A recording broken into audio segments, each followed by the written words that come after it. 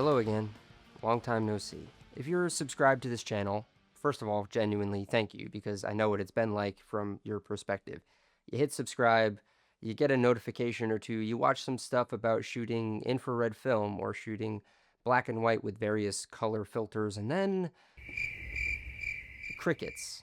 7 months of crickets. So I figured you deserved an explanation, and maybe a little bit more than that. Let me just be upfront. I did not plan on going dark for 7 months. That's not really what I do. I'm not the kind of person who just drifts away from things without saying something.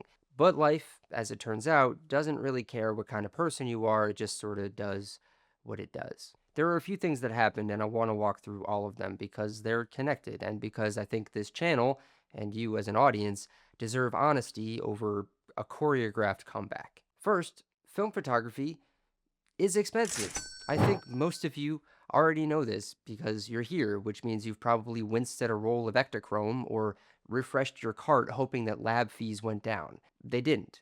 They didn't go down. For the better part of 2025, my finances took a real hit. Some big expenses came up, the kind of adult stuff you don't exactly want to make a YouTube video about, but one of the first things to go was all of the discretionary spending. Film, lab scans, processing, all of it. Not permanently, but just for now. The second thing that happened is something I'm genuinely proud of, even though it's part of the reason I've been absent here on this channel. Some of you might know that I have another YouTube channel, Cinema Wellness, where I talk about movies, film criticism, film history, the kind of deep dive conversations about cinema that I've been having in my head my whole life, and finally decided to put on screen. I want to be real with you about something.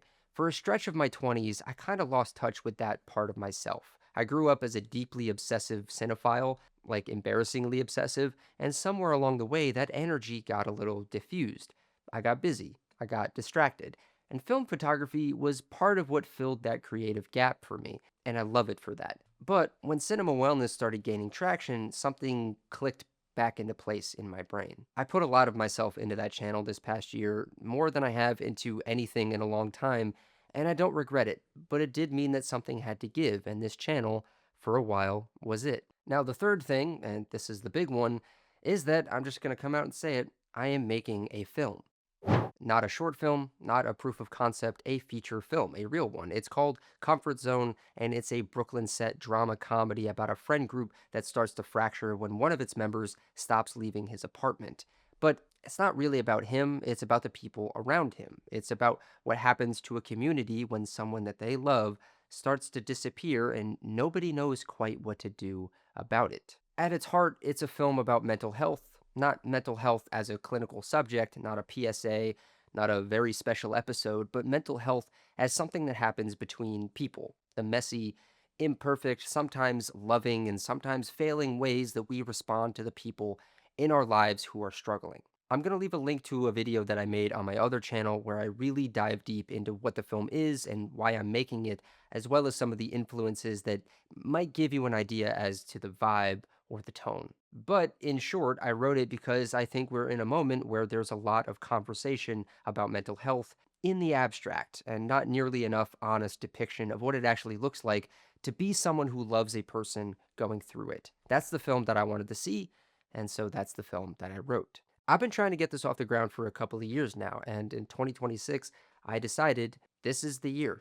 I'm committing. I'm making it happen. No more waiting for the right moment because the right moment is not coming to knock on your door. So that's where my brain has been. And I'll be honest, it's been stressful. Making a feature film is not necessarily a casual undertaking. I've been writing, rewriting, assembling a crew, assembling a cast, building a crowdfunding campaign, losing sleep, the whole thing. It is the most demanding creative challenge I've ever taken on, and there's no version of this where I also consistently produce film photography content for YouTube, so I had to make a choice. But here's why I'm bringing it up in this video and not just keeping it separate from this channel. I want to ask you to consider supporting it. I know it's a bold ask. You're here because you love film photography. You follow this channel because you want to watch me occasionally curse at a light leak or wax on and on about the tactile magic of shooting analog, and now I'm asking you to care about my little Brooklyn movie. But I think if you stuck with this channel, you probably understand something about why any of this matters. You understand doing something the hard way because the hard way gets you closer to something real. Film photography is not convenient. It's not instant. Sometimes it is, but it is deliberate. You load the camera, you make the decision, and then you wait. You wait to see if you got it. Making a micro budget independent film is exactly like that. It's deliberate, it's slow, it requires betting on yourself before anyone else does, and right now, I'm betting on myself. But I could really use some backup. The crowdfunding campaign on Seed and Spark is live right now and it runs through the end of June. There's an important detail worth mentioning. This is an all or nothing campaign, which means we need to raise 80% of our goal in order to collect anything and actually make this film. So every contribution, every pledge genuinely matters, not just to the total, but to whether this thing gets made at all. If we fall short, nobody gets charged and the film doesn't happen. But I'd really rather the film happen. The link is in the description. Any support at any level means the world to me and to my cast and to my crew. Even just sharing it with one person who you think might care, even just watching the campaign video and passing it along, it would do wonders. This movie is a passion project in the truest sense of that phrase. I wrote it because I had to. I'm making it because the alternative is not making it. And I can't do that.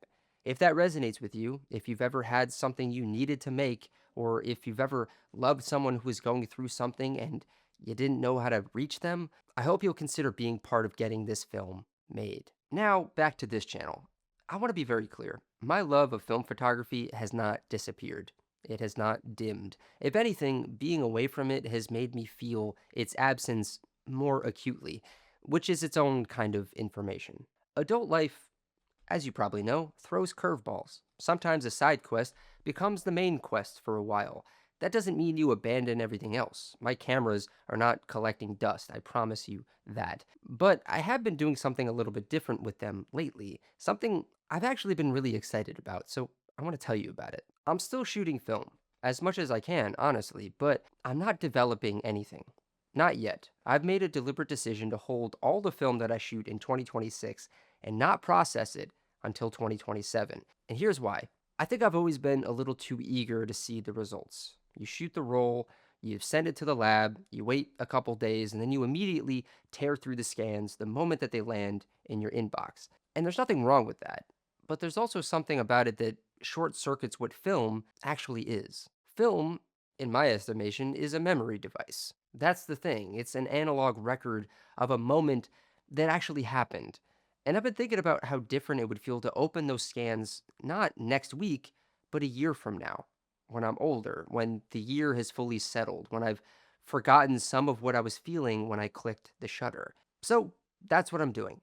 I'm shooting as much as I can, and I'm letting it sit. And there's something freeing about that, actually. No immediate pressure to share, no urge to curate and post a video on YouTube. Just shooting and trusting that the waiting is part of it. So that's where I am. That's where this channel has been. I don't know exactly what the future of this channel looks like. I'm not going to make any promises that I can't keep.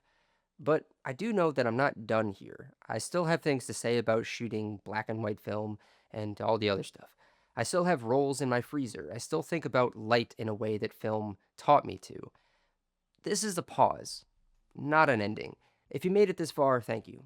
Really, thank you for still being here, for still being subscribed, for caring enough to watch a 7-month-long explanation video from a guy who disappeared on you. The link to the crowdfunding campaign for Comfort Zone, my feature film, is in the description. You can come find me at my channel, Cinema Wellness, if you want to talk movies, and I'll see you here on this channel, eventually. But in the meantime, take care of yourselves.